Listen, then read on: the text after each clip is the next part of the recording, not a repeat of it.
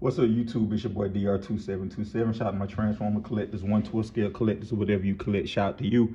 And this week's 2MP or not 2MP is Badcube Sunsurge, their version of Sunstreaker. And for those who don't know, for 2021, we are doing a video every week, looking at an older figure to see if it's an MP by today's standards. And so today we're looking at Badcube Sunsurge, and we're going to talk about what I don't like about the figure, what I do like about the figure, and if it's an MP or not by today's standards. And what I don't like about the figure. The first thing that jump out to me is the proportions.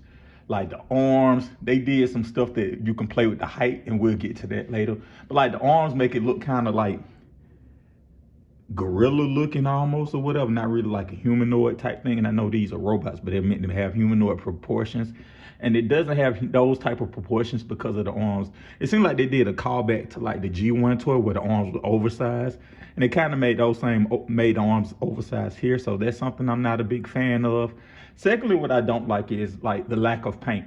So this is from, and I've said this in other videos, this comes from a time where figures weren't fully painted. And I think that you see a real difference between figures that are fully painted and figures that aren't fully painted. And if that full paint gives it that premium feeling. So in alt mode is fully painted, but not in bot mode. And like, I think most people keep their figures in bot mode. So like, for it not to be fully painted, that's kind of a real, it's not as distracting as the arms, but it is a distraction. Something else I don't like necessarily is kind of, like they gave you this gimmick the way you can change the height of them, but they didn't give you fillers of it. So like, if they were gonna do that, they should have gave you like a flap that flipped down to make it look taller or whatever. So that's another thing I don't like about it. I think that that's kind of a real, you know, it's a real Friday at 4:30 type thing, right? Like you did good enough and it's quitting time almost. So if it, I get to it next week. And that's kind of how they treated this. It's like, if it, I get to it next week. So those are the main things I don't like about the figure. What I do like about the figure, first and foremost, is that it is that more mature, more real world aesthetic. Like, it's not the Takara toony or whatever look. It's that aesthetic. Also, like, they were the first one to do the faux windows. So like, a lot of what Takara did in their Sunstreaker copies from this.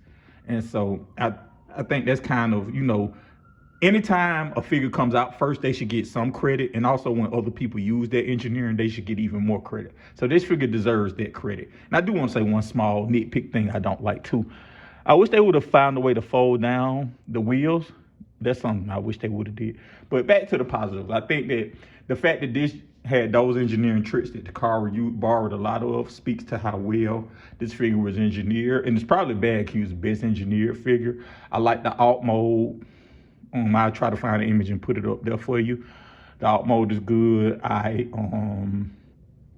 love the accessories that came with the chrome parts to change out the silver paint if you want to do the silver paint. Much like Fans Toy Store, how they did the chrome wings and just the painted wings. They did the same thing with the chrome parts, like the wheels, the missile, the back pieces of the spoiler. They did the silver and the chrome parts, which was a smart accessory. They gave you the chip chase, which is a good accessory. They pretty much gave you everything you needed, especially for that time. That was such a good thing. And I like the paint accent. So it's not fully painted, and you know, but just like it was in the time where they didn't fully paint figures, they did give accents. And so you see the accents here, the accents here, the accent there. Like they have accents and things Takara never would have. And I think that to me, this personally looks better than Takara for several reasons, but Takara probably presents better because it's fully painted. But I think that, and also the articulation is not as articulated as Takara's, but it's pretty well articulated. So like, this figure has a lot of good going for it. And I would say this, I'm going to ultimately give it the rating of an MP, but I think it's one of those things that if you look at it like sports Hall of Fames, right? So like you got somebody who played in like the 80s, right? Somebody who probably, you know, averaged like, what was a lot of points at the time in the 80s? Let's just say they averaged 20 points, 6 rebounds, and 3 assists, right? Like that's probably a Hall of Famer for somebody in the 80s. Went to the playoffs, went to a championship, but didn't win. But now if you look fast forward, 30 years, 40 years later, in the 2020s, those numbers don't look as impressive, but they're still in the Hall of Fame. So like now, it's a lot of people whose numbers are better than it, but they won't be Hall of Famers, whereas this guy's a Hall of Fame because it was a different generation. So I think that this makes the Hall of Fame just because it was great for his generation, even though it's just okay for right now. That's the best way I want to say it. It was great for his generation, and it's okay for right now. But I'm still going to give it an MP. Let me know what you guys think. Thank you guys for watching.